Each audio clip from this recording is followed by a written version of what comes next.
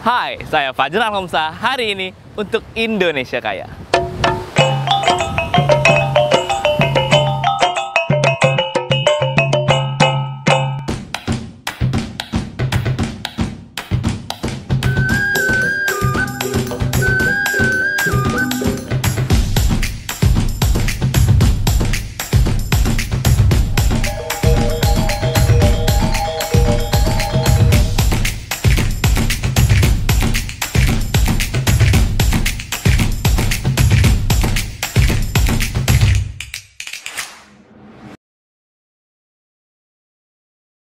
Hai, dari sini, The New Yogyakarta International Airport di Kulon Progo.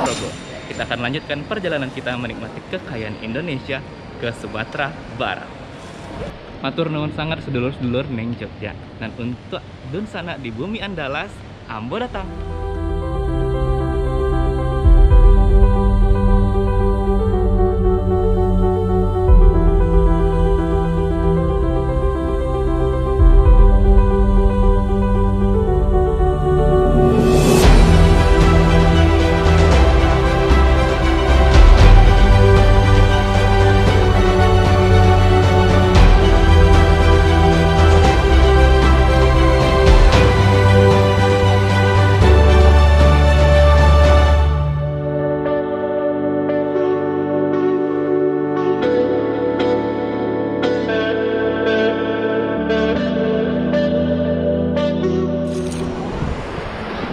Menikmati panorama di pinggir pantai dengan udara segarnya, lengkap dengan wisata sejarah dari legenda si anak durhaka Malin Kundang. Di sini, Pantai Air Manis, Kelurahan Ayemani, Kecamatan Padang Selatan, Kota Padang, Sumatera Barat.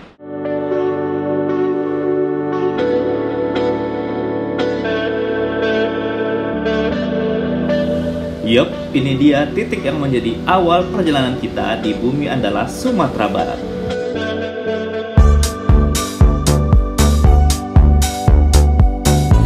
Enjoy the view sambil menikmati sejarah legenda Batu Malin Kundang yang tersohor, lengkap dengan fasilitas penyewaan motor ATV.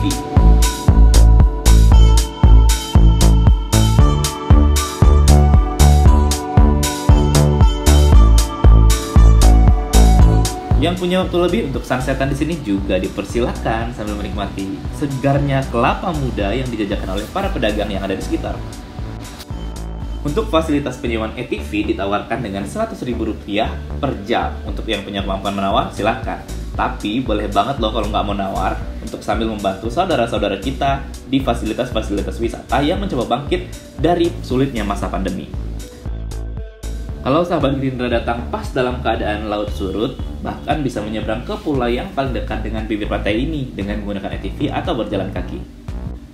Ya udah, saya haus, sekarang kita menikmati pemandangannya aja ya sambil minum kelapa muda di situ. Gak lengkap rasanya kalau nggak menikmati kelapa muda di pinggir pantai Air Manis. Kita bawa ke ibunya. Bu, barat Cie? 10. Yang ini bagus nggak, Bu? Ya, bagus. Oh ya, diproses dulu sama ibunya ya, sebelum nanti kita minum di situ.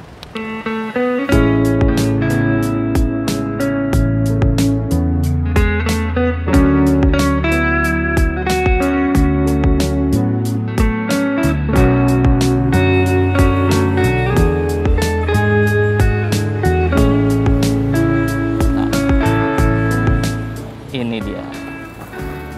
Masih banyak, Ibu. Ya.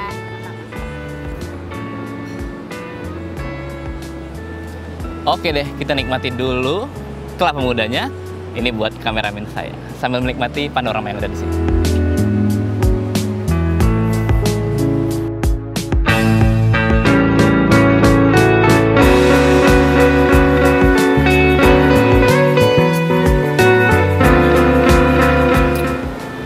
Emang udah bener menikmati air kelapa itu nggak dikasih apa-apa. Dinginnya juga alami karena di sini cuacanya suka adem, jadi ini kayak ikutan dingin.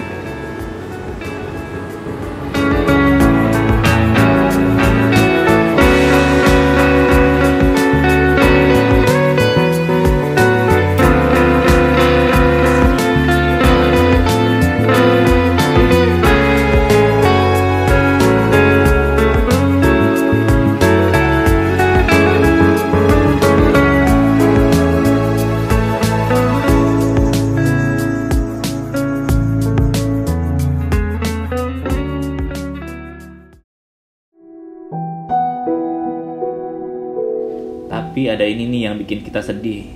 Di antara pantai tempat saya main ATV dan menikmati kelapa muda tadi, menuju ke Batu Malin Kundang, ada bagian ini.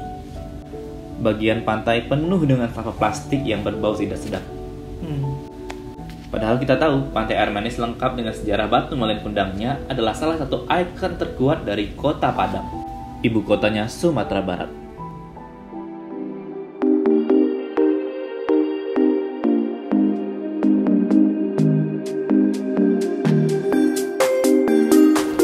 Dan inilah dia, si Malin Kundang, dalam posisinya bersujud karena dosanya kepada sang ibu dalam legenda sang anak durhaka dari tanah Minangkabau.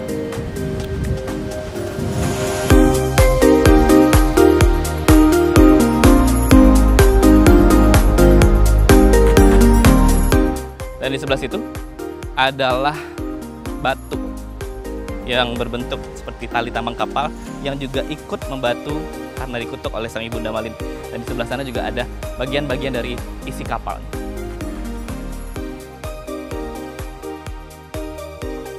Cerita rakyat adalah salah satu dari kekayaan sastra bahasa Indonesia. Kisah seorang anak muda yang pergi merantau dan meraih kesuksesan dengan doa dari ibunda tercinta. Namun, ia menjadi anak yang durhaka. Kisah si Malin ini bisa menjadi pelajaran bagi kita semua, terutama bagi yang sudah datang mengunjungi puing-puing kapal yang sudah menjadi batu. Bagi sahabat Gerindra TV yang mungkin sudah sempat berkunjung ke sini sebelumnya, mungkin ada perbedaan nih. Batu Malin Kundang lengkap dengan kapal dan seluruh isinya kini sudah dikelilingi dengan tembok. Untuk mengurangi resiko rusaknya Batu Malin Kundang karena selalu terkikis dalam pasang surut air laut. Dan kondisi batu yang selalu tertimbun oleh pasir setelah kondisi pasang. Oke, dari sini kita akan melangkah ke tempat selanjutnya yang menjadi ikon dari Kota Padang, ibu kotanya Sumatera Barat. Di sini aja, Indonesia Kaya Sumatera Barat episode 1.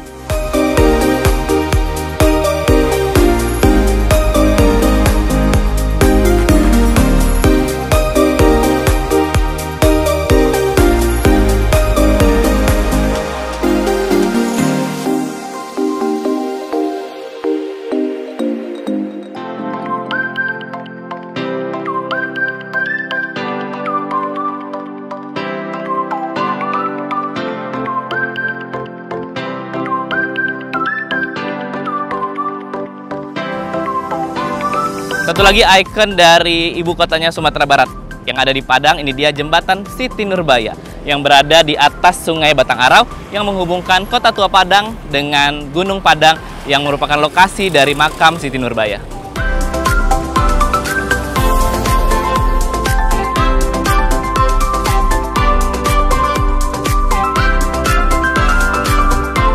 Selain sebagai salah satu ikon dari novel terkenal khas Sumatera Barat, cerita Siti Nurbaya, tempat ini juga bisa dijadikan alternatif untuk kita menikmati suasana matahari tenggelam. Jembatan ini dibangun pada tahun 95 dan diresmikan pada tahun 2002.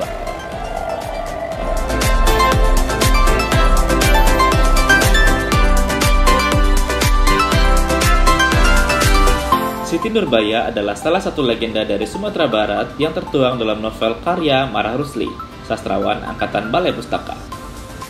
Pada puncak Gunung Padang yang dihubungkan oleh jembatan Siti Nurbaya ini, terdapat sebuah makam yang dipercaya sebagai makam dari Siti Nurbaya. Wisatawan biasanya berziarah ke sana, makanya dipercaya tempat ini kemudian sebagai Taman Siti Nurbaya.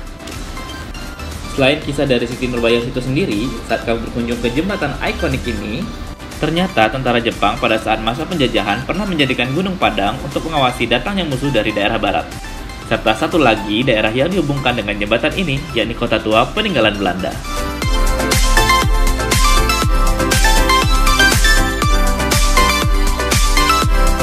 Walau jembatan ini sendiri bisa terbilang masih baru, namun ada dua ikon sejarah dari Kota Padang yang dihubungkannya.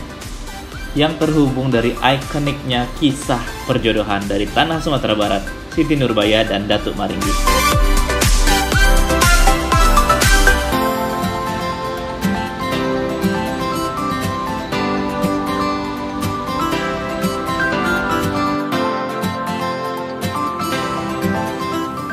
Katanya kalau sore di sini banyak penjajah makanan yang bisa menjadi alternatif kudapan juga di sore hari.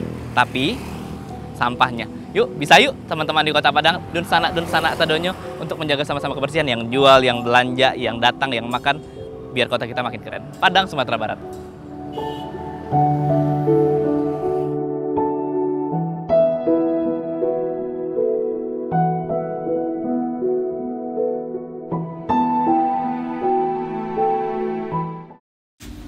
Sudah waktunya makan siang, cuaca yang cukup cerah dan sedikit terik membuat saya sedikit lemas karena udah waktunya nih. Perut kita isi dengan kekayaan kuliner khas Sumatera Barat. Kita mau menikmati ikan bakar dan seafood karena kita nggak jauh dari pinggir laut dengan bumbu khas Padang. Yuk kita makan siang. Oke.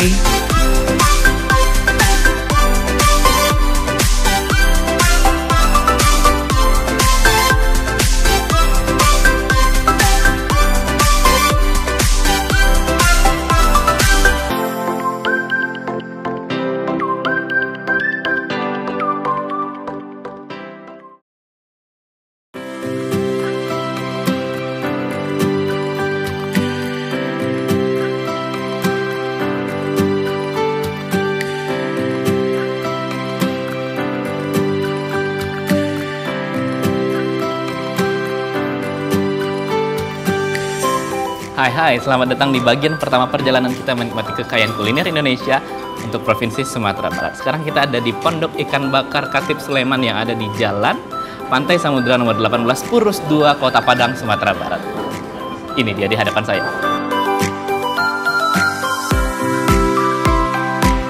Selain seluruh sambal, kuah, dan perlengkapannya, ada satu nih yang pengen saya perkenalkan.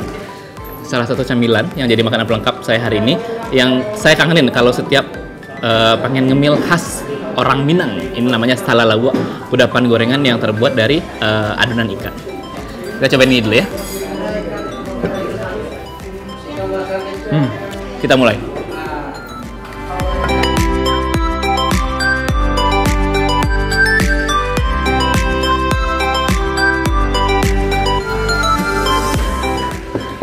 Karena kita sharing, jadi kita pakai sendok ya. Yang pertama yang dari awal sudah saya incer banget, terong sama jengkol. Kalau orang Padang bilangnya jariang. Ada ikan teri. Sudah geser sedikit. Ini favorit saya juga nih kalau ada sambal hijau kayak gini. Yeay. Habisin aja, ntar yang lain kita pesen ulang. Kita pinggirin. Coba yang mana dulu? Oh iya, kuahnya dulu.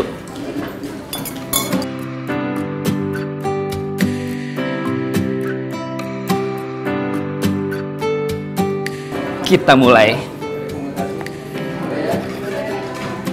Kita mulai dari ikan yang pertama. Ini antara kerapu sama kakap. Saya nggak tahu bedanya yang mana. Ups. Udangnya satu dulu.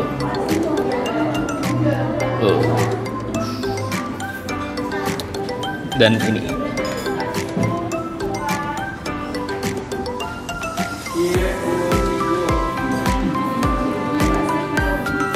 Ini yang saya akan nikmati pertama. Sep. Sudah cuci tangan. Kita mulai dari ikan. Lihat, empuk banget kayaknya, dagingnya masih kelihatan fresh gitu.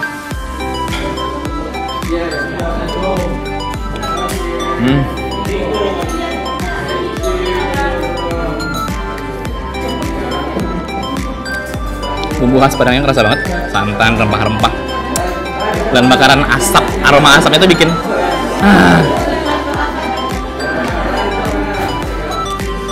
Oke. Kita langsung nikmatin aja dengan nasi.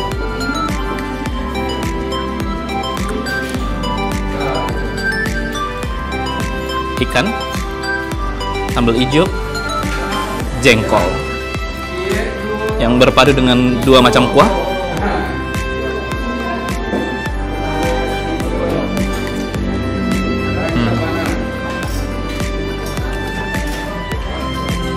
Ikannya lembut, empuk, teksturnya masih berasa banget. Ini ikan seger, bumbu Padangnya oke banget, dan sambal hijaunya yang digiling kasar gitu, jadi bikin masih ada sensasi crunchy-nya, dan rasa jengkolnya yang nggak usah diomongin.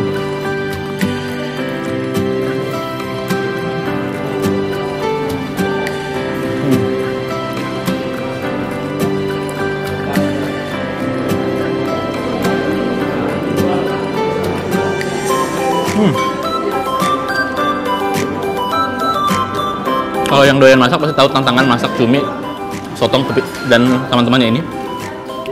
Kalau overcook, kalau nggak matang juga nggak enak. Ini pas banget.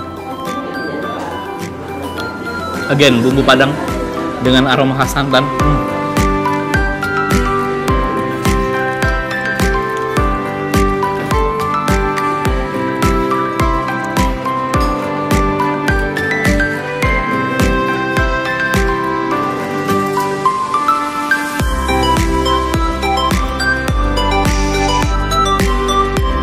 Bisa dilihat tebal banget. Again, karena ini di pinggir pantai dekat dengan laut, pastinya semua sifat yang di sini seger. Look at this. Ini dari jarak segininya aroma bakaran udaranya kecium banget. Oke. Pinggir kan?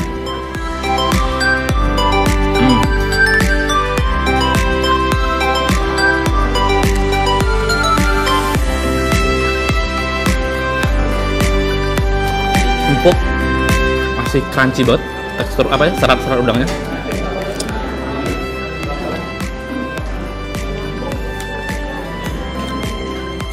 Walaupun sebenarnya nggak sabar pengen nyobain ini.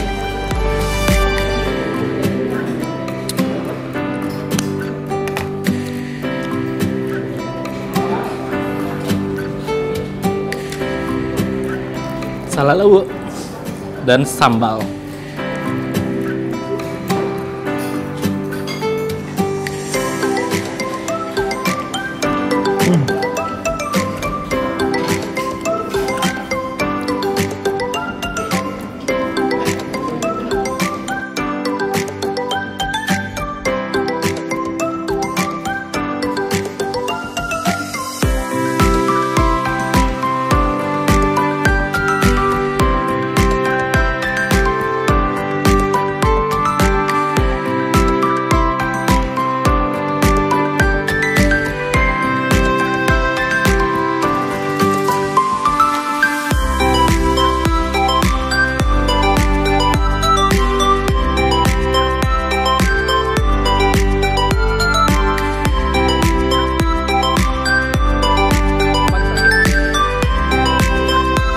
Suapan terakhir kita.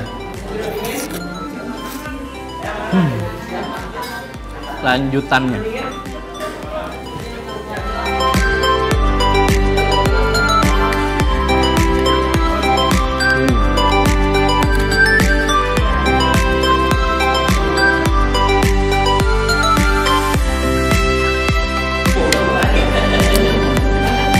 Kepiting saus Padang. Tapi ini saus Padangnya nggak terlalu pedas, jadi bisa di request pedas manis gitu.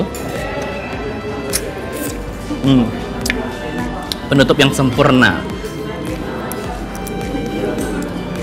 untuk agenda kita hari ini, menikmati kekayaan Indonesia, hidangan seafood khas Padang, Sumatera Barat.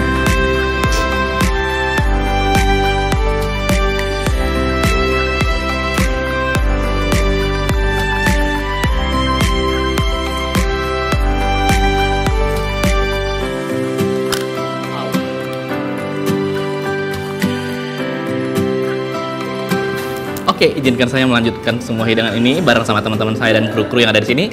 Terima kasih. Tapi tetap di sini aja ya, di Indonesia Kaya, Sumatera Barat.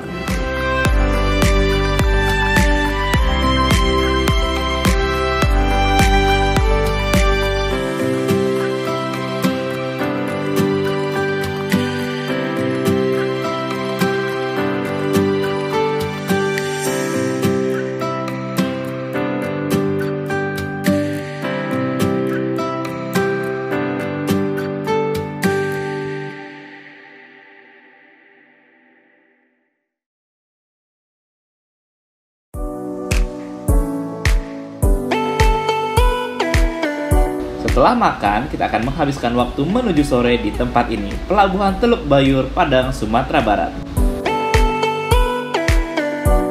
Walaupun tadi cuaca yang sangat cerah berubah menjadi sedikit mendung, tidak apa-apa. Kita akan pelajari sama-sama sejarah dari Pelabuhan Teluk Bayur.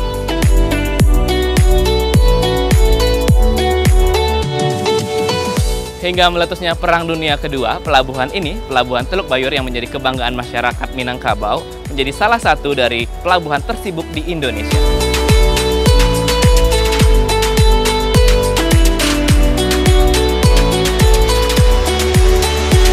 Dibangun antara tahun 1888 sampai 1893, Pelabuhan Teluk Bayur bernama awal Emma Haven, yang diambil dari nama Ratu Belanda, Ratu Emma. Pelabuhan ini dibangun oleh seorang arsitek bernama Insinyur J.P. Iserman dengan memperkerjakan para pribumi yang berupa tahanan Belanda dengan masa tahanan 5 tahun lebih. Malangnya, para pribumi yang dipekerjakan paksa oleh pemerintah kolonial Belanda bekerja sembari kedua tangan dan kakinya dirantai. Sebagai salah satu gerbang perekonomian Sumatera Barat hingga kini, Pelabuhan Teluk Bayur menyisakan sejarah kelam wafatnya banyak pribumi yang dipekerjakan paksa oleh kolonial Belanda.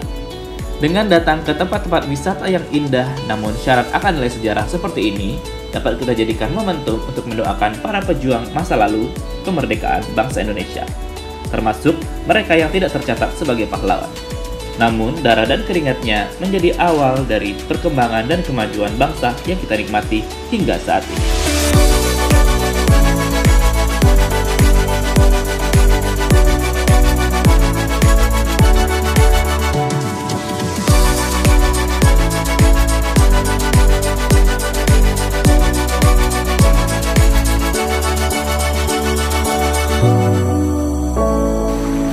Selain keindahan dan mega sejarahnya yang membuktikan bahwa perjuangan bangsa kita itu tidak setengah-setengah, pelabuhan ini juga menjadi salah satu bukti kemegahan dan kekayaan alam Sumatera Barat, batu baranya. Dan setelah berproduksinya PT Semen Padang pada 110 tahun yang lalu, kargo di Pelabuhan Teluk Bayur pun menjadi kargo batu bara dan semen. Seiring berjalannya waktu, hasil pertambangan batu bara mengalami penurunan.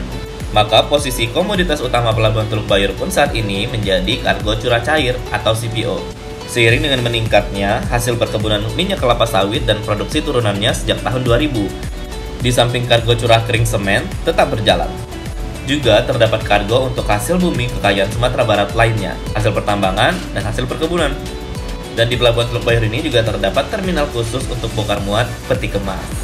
Baik, sambil menunggu hujan reda, saya akan ganti baju dulu untuk ke titik terakhir kita dalam perjalanan menikmati kekayaan Indonesia di Sumatera Barat, episode 1.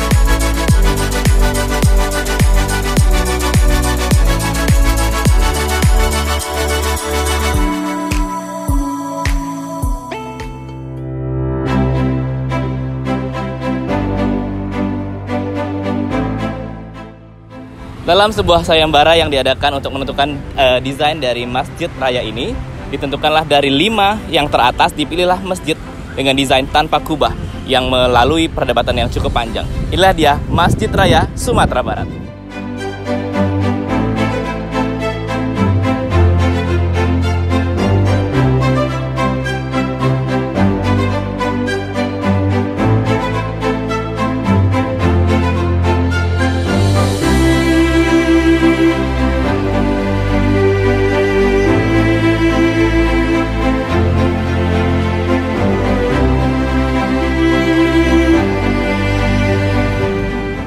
Masjid Raya Sumatera Barat dibangun dengan luas 4.430 meter persegi dengan kapasitas 15.000 jemaah dan resmi digunakan pada tahun 2014. Masjid Raya Sumatera Barat dirancang oleh seorang arsitek bernama Rizal Muslimin. Konsep bangunan utama masjid adalah kain yang terbentang. Pada kisah perselisihan bagaimana memindahkan batu Hajar Aswad pada 4 suku di Mekah, Nabi Muhammad SAW mengambil kain dengan batu Hajar Aswad yang ada di tengahnya. Maka lengkungan-lengkungan yang menjadi inspirasi dari bangunan masjid ini diambil dari kisah tersebut. Pada dinding masjid terdapat ukiran minang dengan rongga yang menjadi sirkulasi udara keluar masuk, sehingga udara di dalam masjid terasa sejuk. Masjid ini juga dilengkapi dengan sebuah menara, menjulang ke atas dengan tinggi 85 meter. hingga ketinggian 44 meter, masyarakat dapat menaikinya dengan menggunakan lift dan menikmati pemandangan indah Kota Padang.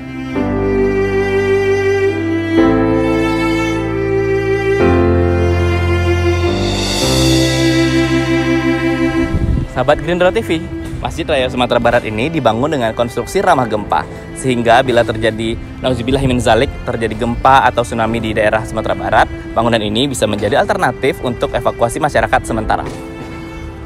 Dan dari sini juga akan kita akhiri perjalanan kita menikmati kekayaan Indonesia di Provinsi Sumatera Barat untuk episode yang pertama. Akan ada episode kedua minggu depan, jadi ikuti terus sosial media Partai Gerakan Indonesia Raya yang resmi. Terima kasih, salam Indonesia Raya.